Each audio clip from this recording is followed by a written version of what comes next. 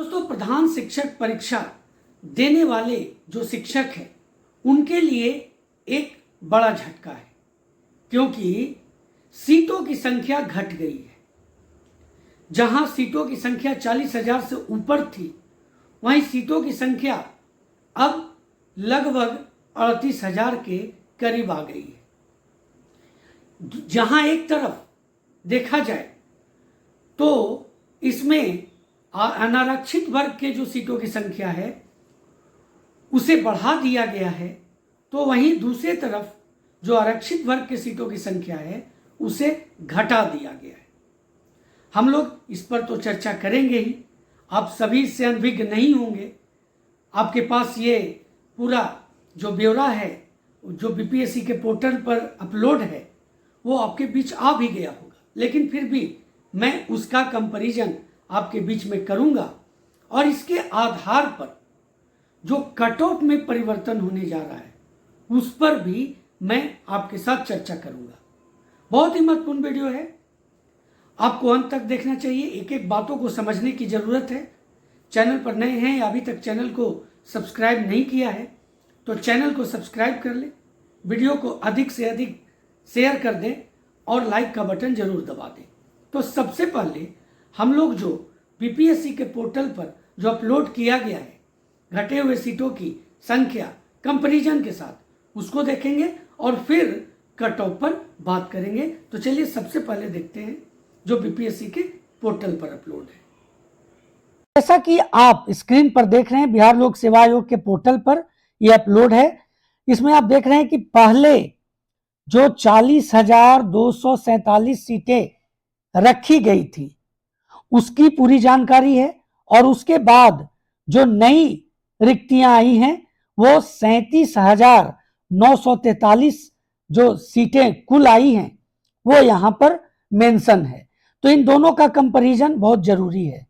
क्यों जरूरी है? क्योंकि समझना है इसलिए कि कैसे सीटों को चेंज किया गया है। तो पहले जो था विज्ञापन संख्या 25/2024 के आधार पर 1/3/2024 को विज्ञापन का प्रकाशन किया गया था, जिसमें कोटिवार विवरण दिया गया था। आप देख रहे हैं स्क्रीन पर। जो अनारक्षित वर्ग था उसके लिए 10,081 सीटें थी और उसमें महिलाओं के लिए 3529 सीट रखा गया था। तो आर्थिक रूप से कमजोर वर्ग के लिए, जो कमजोर वर्ग थे उनके लिए 4,018 और महिलाओं के लिए 1,408, अनुसूचित जाति के लिए 8,041 और महिलाओं के लिए 2,814, अनुसूचित जनजाति के लिए 806 तो 283 महिलाओं के लिए, अत्यंत पिछड़ा वर्ग के लिए 10,056 तो महिलाओं के लिए 3,521 था। तो वहीं पिछड़ा वर्ग के लिए 7,245 था और इसमें महिलाओं को 2,538 दिया गया था। कुल 40,247 था और महिलाओं के लिए 14,093 सीटें यहां पर दी गई थी। 803 सीटें जो थी स्वतंत्रता सेनानी के पोता पोती नाती नतनी को दिया गया था और दिव्यांग के लिए आप यहां पर देख रहे हैं। लेकिन आप जैसा कि यहां पर देख रहे हैं CWJC नंबर 16,760/2023 गौरव कुमार एवं अन्य बनाम बिहार सरकार एवं अन्य तथा संबद्ध अन्य मामलों में माननीय उच्च न्यायालय पटना द्वारा दिनांक 20/6/2024 को पारित आदेश के विरुद्ध बिहार सरकार द्वारा माननीय सर्वोच्च न्यायालय नई दिल्ली में दायर जो SLP था उसका नंबर आप ये देख रहे हैं एवं अन्य सदृश वादों में पारित आदेश के फलाफल से प्रभावित होने के शर्त पर पूर्व प्रवृत्त आरक्षण प्रावधान के आलोक में विवेचित पद हेतु नियुक्ति संबंधी कार्रवाई हेतु की जाने के संदर्भ में सामान्य प्रशासन विभाग बिहार सरकार के पत्रांक 16,738 दिनांक 16/10/2024 द्वारा उपलब्ध संशोधित कोटिवार रिक्तियों की विवरणी इस प्रकार दी गई। अब यहां पर देखिए, जो अनारक्षित वर्ग था, जो पहले कितना था दोस्तों? पहले था 10,081, वो बढ़ के कितना हो गया? 15,180, लगभग 5,000 सीटों को बढ़ाया गया अनारक्षित वर्ग में। महिलाओं में भी उसी तरह उछाल आया 5,312 हो गया, जो पहले 3,529 था। तो आर्थिक रूप से कमजोर वर्ग जो थे उनका 4,018 से घट करके आप देख लीजिए, आर्थिक रूप से कमजोर के लिए हो गया 3,791, तो महिलाओं के लिए घट के हो गया 1,328। अब आगे देखते हैं यहां पर अनुसूचित जाति के लिए जो 8,041 था, अब अनुसूचित जाति के लिए 6,069 हो गया, लगभग 2,000 सीटें घट गई, और महिलाओं का भी घट के 2,126 हो गया। अब देखिए, जो अनुसूचित जनजाति के लिए 806 था, अब घट करके अनुसूचित जनजाति के लिए 393 हो गया।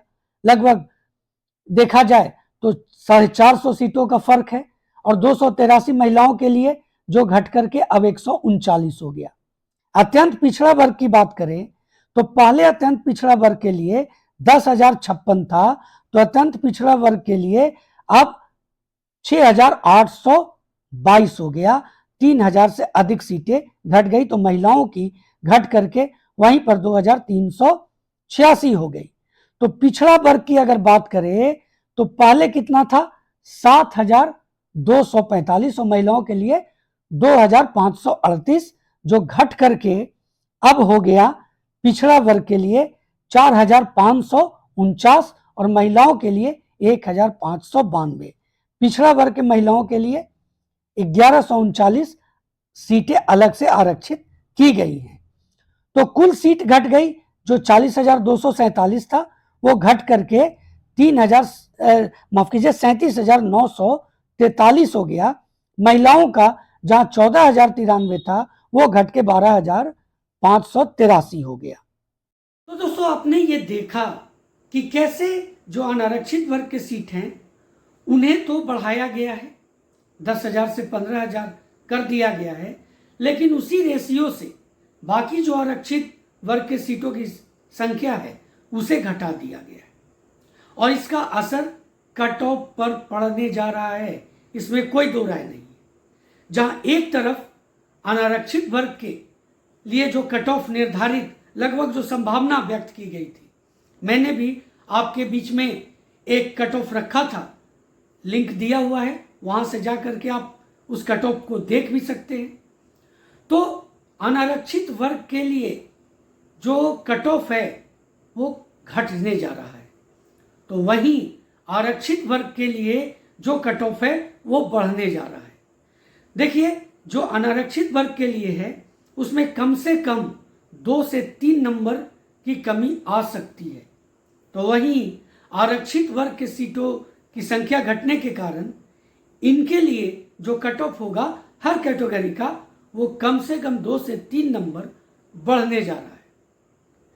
वहीं जो एक उम्मीद थी कि SC ST के लिए और जो दिव्यांग के लिए जो बातें सामने आ रही थी कि पासिंग मार्क्स जो क्रॉस कर रहे हैं उनको भी सिलेक्शन होने की प्रबल संभावना बन रही थी, अब उसकी आशा छीन होती दिख रही है, क्योंकि अब पासिंग मार्क्स जो सबका है वो अब नहीं रहेगा दोस्तों।